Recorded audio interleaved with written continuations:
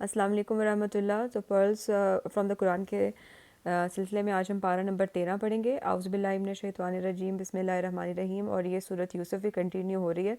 نفس امارہ، یوسف علیہ السلام نے نبی ہوتے ہوئے نفس کی برات نہیں کی۔ نفس کا کام تو بہکانا ہے، اس لیے سب سے بڑا جہاد نفس کو قابو میں رکھنا ہے، اپنی جو خواہشیں ہیں ان کو قابو میں رکھنا۔ اللہ کی خاطر نفس کا مقابلہ کرنے والے افضل مجاہدین ہیں۔ یوسف علیہ السلام کی صفات، سب سے پہلے ہے مکین، صاحب مرتبہ، امین، قابل اعتماد، حفیظ، حفاظت کرنے والے، علیم، علم والے۔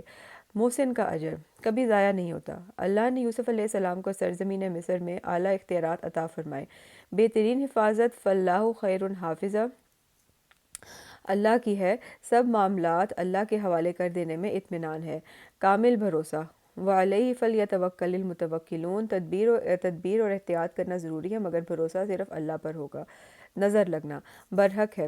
یعقوب علیہ السلام کو اس کا ڈر تھا کہ اس لیے بیٹوں کو ایک ہی دروازے سے داخل ہونے سے منع کیا، تو جب ان کے بیٹے غلہ لینے کے لیے جانے لگے مصر، تو حضرت یعقوب علیہ السلام نے ان کو کہا کہ آپ ایک دروازے سے مت داخل ہونا، مختلف دروازوں سے جانا۔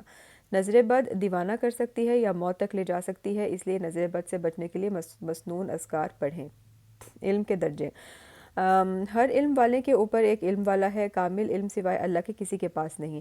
صبر اور ضبط، دو بیٹے کھو دینے کے بعد یعقوب علیہ السلام نے صبر ہی کیا، صبر افضل ترین ایمان ہے۔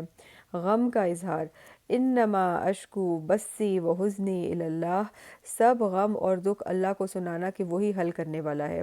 مایوسی، کبیرہ گناہ، یقین رکھنا کہ حالات کی تبدیلی قریب ہی ہے، تو برے حالات میں اچھے حالات کا انتظار کرتے رہنا، یہی صبر ہے، اور اللہ تعالیٰ اس کا بہت زیادہ اجر دیتے ہیں۔ تقوی اور صبر، دو خوبیاں جس میں ہوں ان کے لیے دنیا اور آخرت کی بھلائیاں جمع ہو جاتی ہیں۔ غلطی کا اعتراف، حقیقت کھلتے ہی برادران یوسف نے غلطی کا اعتراف کر لیا۔ اعتراف گناہ کے بعد معافی اللہ کی رحمت اور بخشش پانے کا ذریعہ ہے۔ معاف کرنا، قدرت کے باوجود بدلہ نہ لینا پیغمبرانہ اخلاق ہے، جیسے کہ حضرت یوسف علیہ السلام نے کیا۔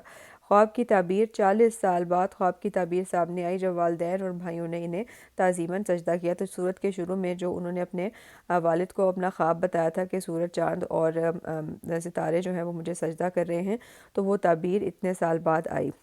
تمنا، اور یہ سب دیکھنے کے اور اتنی ہائی پوزیشن ملنے کے باوجود بھی دعا کیا کرتے ہیں اللہ سے حضرت یوسف علیہ السلام؟ فاطر السماوات والارض انت ولی فی الدنیا والآخرہ توفنی مسلما والحقنی بالصالحین۔ سب ملنے کے باوجود کوئی تو تکبر نہیں کیا، اسلام پر خاتمہ اور نیک لوگوں کی دوستی، آزمائش میں شکوہ نہیں کیا، نعمت ملنے پر تکبر نہیں کیا۔ مومن کی اصل تمنا یہی ہوتی ہے کہ اسلام پر خاتمہ اور صالحین کی محبت مل جائے، آمین۔ المتعال، عالی شان رب، تعریف کا بہترین کلمہ جس سے اللہ کی بزرگی اور بلند ہونے کا ذکر ہے۔ بیکار پکار، وما دعاء الکافرین الا فی ضلال، اللہ کے سوا کسی اور کو پکارنا بیکار ہے، کیونکہ وہ کوئی حاجت پوری نہیں کر سکتے۔ تو اللہ کے سوا کسی اور سے دعا نہیں مانگنی چاہیے، دعا صرف اور صرف اللہ تعالیٰ سے ہی مانگنی چاہیے۔ سجدہ میں کائنات کی ہر چیز، حتیٰ کہ ان کے سائے بھی اللہ کو سجدہ کرتے ہیں۔ تو آج کے بعد جب باہر کسی درخت کا سایہ دیکھیں تو اس کو اب یہ سوچیں کہ سجدے کے بارے میں سوچیں، انسان کے لیے سجدہ کرنا اتنا مشکل کیوں ہے؟ نفع بخش بنے، خیر دے کر ہی خیر پا سکتے ہیں۔ تو اپنے آپ کو دوسرے کو خیر دینے والا بنائے، اپنے گھر کے اندر دوسروں کو خیر دینے والا، باہر ہوں تو خیر دینے والا، یعنی ہماری ذات سے دوسروں کو فائدہ پہنچنا چاہیے۔ صلہ رحمی لازمی ہے کیونکہ اللہ نے اس کا حکم دیا ہے، عمر میں برکت، رزق میں اضافہ اور گھر والوں کی محبت حاصل ہوتی ہے۔ قطع رحمی کرنے والے پر اللہ کی لعنت ہے اور آخرت میں برا گھر ہے، اس سے بچنا ہے۔ اللہ کے دیدار کی خاطر صبر کرنے والوں کے لیے باغات ہیں۔ ذکر الہی، الا بذکر اللہ تطمئن القلوب، دلوں کی غذا اور اطمینان کا ذریعہ اللہ کا ذکر ہے۔ اور آج کل قرآن مجید کی تلاوت اور اس کو ترجمے سے پڑھنا اور اس کے اندر تدبر اور اس طرح سب کچھ کرنا، یہ بہترین ذکر ہے۔ قرآن مجید اندھیروں سے نکال کر روشنی کی طرف اور رب کے راستے پر لے جانے والی کتاب ہے۔ شکر، لئن شکرتم لَأَزِیدَنَّکُم، یعنی کہ اگر تم شکر کرو گے تو مطلب نعمتیں شکر کرنے سے بڑھ جاتی ہیں۔ سو نعمت ملنے ہی پر نہیں بلکہ تکلیف آنے پر بھی شکر کرنا، زبان سے شکر کرنا قولی شکر ہے، اور عمل سے نیکی کرنا عملی شکر ہے۔ کلمہ طیبہ، پاکیزہ کلمہ عمدہ درخت کی طرح ہے جس سے خیر ملتی ہے، جیسے کہ کھجور کا درخت۔ لا الہ الا اللہ سب سے پاک کلمہ ہے۔ کلمہ خبیثہ برا کلمہ بے ثبات درخت کی طرح ہے جس کی کوئی اہمیت نہیں۔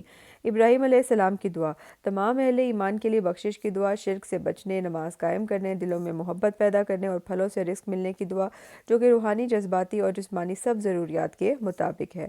آئیے اللہ کی رحمت سے مایوس ہونے کی بجائے صبر کے ساتھ اس سے دعا کرتے رہیں انشاءاللہ۔ تو یہ تھا جی پارہ نمبر 13۔ انشاءاللہ کل پارہ نمبر 14 پڑھیں گے۔ فی امان اللہ۔